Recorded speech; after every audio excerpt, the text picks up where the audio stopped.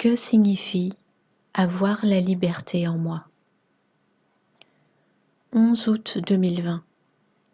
Parole de Yahushua, délivrée à sa scribe Barbara, traduite et lue par Justine. Ma fille, écris mes paroles pour ceux qui ont des oreilles pour entendre. Répondez à cette question, mes enfants.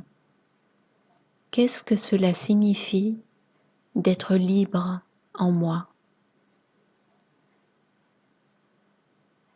Comprenez-vous qu'en me recevant dans votre cœur, vous devenez libre, libre de la malédiction du péché et de la mort?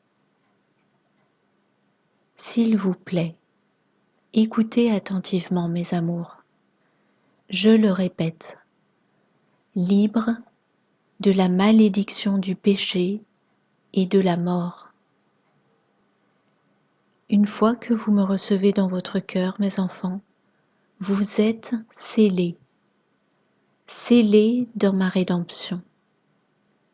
Pas juste pour un temps limité, pas de façon temporaire, mais pour l'éternité. Pas parce que vous accomplissez ou laissez inachevé, mais simplement en croyant en moi. Ma mort sur la croix a payé la peine pour le péché du monde. Ma mort et ma résurrection, lorsque vous les recevez dans leur plénitude, deviennent votre victoire personnelle en moi. Beaucoup de mes enfants comprennent ma victoire et la reçoivent pour eux-mêmes, tandis que beaucoup d'autres, au contraire, ne la reçoivent pas comme telle. Ils croient qu'ils ont le droit et le devoir, et d'une certaine manière la capacité, d'ajouter à ce que j'ai déjà accompli.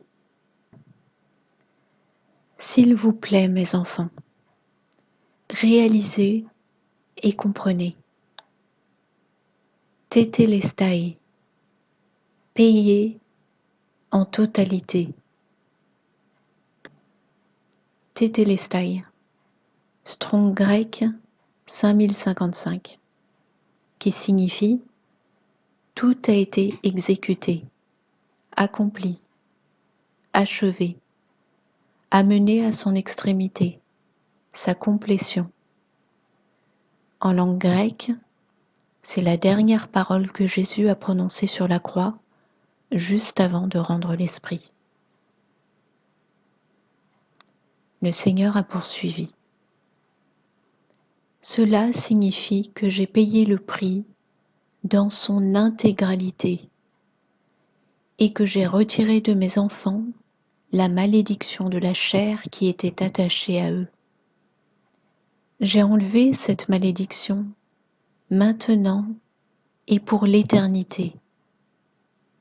Cela signifie maintenant et pour toujours.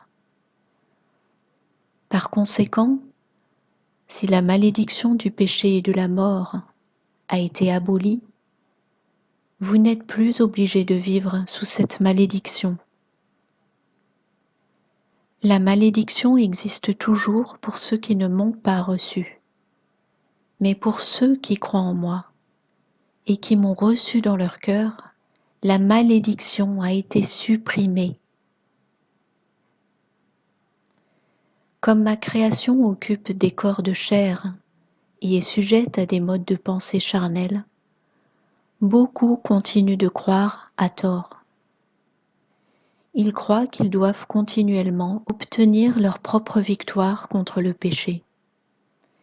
Et ils tentent d'accomplir l'auto-justification, leur propre rachat, et la vie de droiture en comptant sur leur propre force.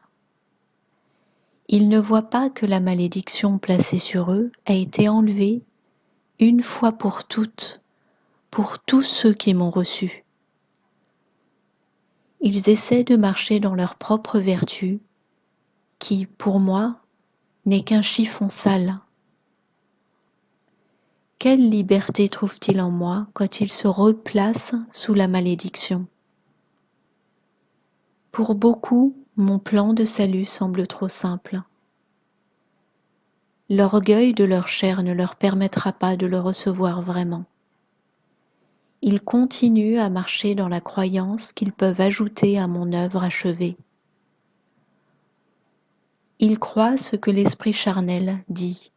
Ils croient qu'il y a un moyen de se démontrer digne. Or ce n'est pas le cas.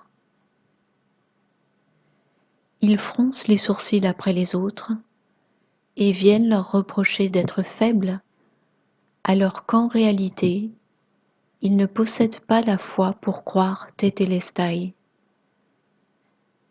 Ils marchent en se chargeant d'un lourd fardeau et concentrent leur lutte sur eux-mêmes. C'est parce qu'ils s'appuient sur eux-mêmes pour vivre dans la justice et ne s'appuient pas sur mon Esprit Saint.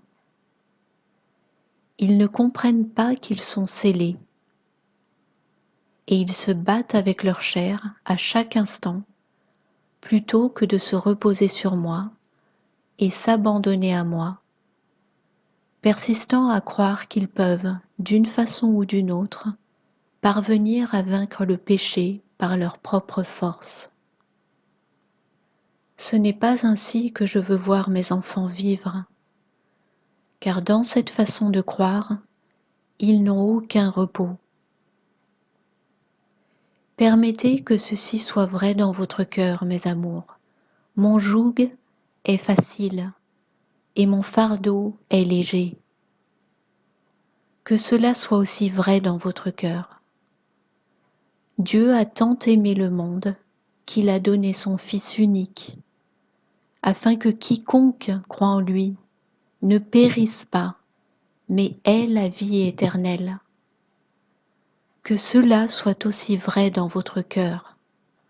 Mais à tous ceux qui l'ont reçu, il a donné le pouvoir de devenir fils de Dieu, tous ceux qui croient en son nom. L'orgueil bloque la foi chez beaucoup de mes enfants. Ils croient que je suis mort sur la croix, mais ils n'ont pas reçu mes bénéfices. Ils n'ont pas réussi à se reposer en mon œuvre achevée. Ils se sont chargés eux-mêmes de lutter contre le péché par leurs propres moyens. Ils ne comprennent pas la différence entre le salut et la sanctification. Ils croient que le salut est un processus et ils croient que la repentance est une réponse perpétuelle à leurs péchés, alors que sa véritable signification consiste à tourner volontairement le dos à la malédiction en faisant le choix de venir vers moi et le salut que j'offre. Vous devez réaliser, mes enfants, que la sanctification ne peut venir qu'après avoir reçu le salut. Car la sanctification ne peut venir que par mon Esprit Saint. Et mon Esprit Saint ne vient vivre dans votre cœur que lorsque vous recevez mon salut. Vous ne recevez le salut qu'une seule fois. Lorsque vous le recevez, vous êtes scellés. La sanctification prend toute une vie entière à apprendre qui je suis. La sanctification vient par la relation avec moi. Le salut vient au moment où nous nous rencontrons. Le salut est un cadeau, un don gratuit. La sanctification exige l'abandon de votre chair, l'abandon de vous-même et l'abandon de votre cœur. La sanctification n'est pas une bataille, c'est une aventure pour devenir tout ce que j'ai créé pour vous. c'est une métamorphose non instantanée. Car vous devez permettre à mon Esprit Saint de vous changer de l'intérieur. Il faut de la force et du courage pour s'abandonner, mes enfants. Il faut de la foi pour passer de votre salut à la sanctification. Il faut de la foi pour mettre sa confiance en moi et enlever la foi que l'on a en soi-même. Pourtant, c'est la seule façon dont la sanctification peut se produire. Vous ne vous sanctifiez pas vous-même, car la sanctification vient uniquement de mon Esprit Saint. Le salut se produit au moment où vous recevez mon don gratuit. La sanctification sera le résultat de la réception du don pour ceux qui s'y soumettent. Cela ajoute à ma gloire lorsque vous recevez ma vérité. Et cela m'attriste quand tant de gens continuent à vivre sous une malédiction qui a déjà été brisée. Cela m'afflige de voir mes enfants être enseignés et croire que le salut est quelque chose à accomplir et non à recevoir. Car c'est un don. Cela ne peut donc pas être acheté ou gagné par mérite. Je suis peinée de voir mes enfants souffrir à cause d'un manque d'abandon. Cela me peine quand je vois mes enfants croire qu'ils peuvent se changer eux-mêmes et qu'ils luttent pour le faire, alors que s'abandonner à moi est la réponse parfaite. Cela me pèse de voir un manque de foi dans mon tétélestai, car cela impose à mes enfants des fardeaux inutiles. Cela me peine quand je vois tant de mes enfants se concentrer sur leurs propres péchés au lieu de se concentrer sur ma victoire. Cela me désole de voir que beaucoup s'arrêtent au salut et ne s'abandonnent pas à la sanctification, laissant leur orgueil égoïste bloquer leur foi en ma capacité à les changer. Cela me fait mal de voir tant de mes enfants qui ne se reposent pas et qui luttent inutilement, dans l'espoir qu'ils puissent d'une manière ou d'une autre atteindre ce qui leur a déjà été offert. Ces choses sont un résultat des enseignements des hommes. Et quelle disgrâce sur ceux qui enseignent cela. Ces choses sont le résultat de l'orgueil charnel, qui empêche les oreilles d'entendre ma voix. Ces choses sont le résultat de l'abandon à l'orgueil, et non l'abandon à moi. J'ai le cœur brisé de voir ceux qui continuent à lutter avec leurs propres péchés, au lieu de déposer leurs péchés à mes pieds. J'ai le cœur brisé pour ceux qui ne peuvent pas comprendre la liberté qu'ils observeraient par leur propre abandon. J'ai le cœur brisé pour ceux qui vivent sous le fardeau des œuvres de leur chair comme moyen de recevoir le salut. Car en croyant à ce mensonge, ils ne vont même pas recevoir ce qu'offre le salut. Mon bon fruit n'est produit que lorsqu'un de mes enfants reçoit le salut, recevant ainsi mon Esprit Saint en lui. C'est mon Esprit Saint qui produit mes bons fruits à travers mes enfants. Car rien ni personne ne produit de bons fruits, si ce n'est par moi. Rien de ce qui est produit par une chair maudite ne peut être saint. Ma paix ne sera trouvée dans votre cœur que lorsque vous vous rendrez. Ma paix ne sera trouvée dans votre cœur que lorsque vous vous abandonnerez complètement et que je serai tout ce qui y restera. À ce stade du message, le Seigneur a demandé à Barbara d'écrire et insérer ici les versets suivants. Colossiens 3, 15. et que la paix de Christ à laquelle vous avez été appelés pour former un seul corps règne dans vos cœurs, et soyez reconnaissants. Jean 6, 35. Jésus leur dit: Je suis le pain de vie.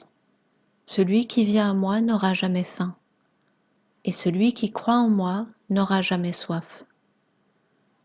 Actes 10, 43. Tous les prophètes rendent de lui le témoignage que quiconque croit en lui reçoit par son nom le pardon des péchés. Actes 16, 31. Paul et Silas répondirent: Crois au Seigneur Jésus, et tu seras sauvé, toi et ta famille. 1 Corinthiens 2, 14. Mais l'homme animal ne reçoit pas les choses de l'Esprit de Dieu, car elles sont une folie pour lui, et il ne peut les connaître, parce que c'est spirituellement qu'on en juge. 1 Jean 5, 13. Je vous ai écrit cela pour que vous sachiez que vous avez la vie éternelle, vous qui mettez votre foi dans le nom du Fils de Dieu. Le Seigneur a alors achevé son message par ces paroles. Je vous aime, mes enfants. Yahushua HaMashiach.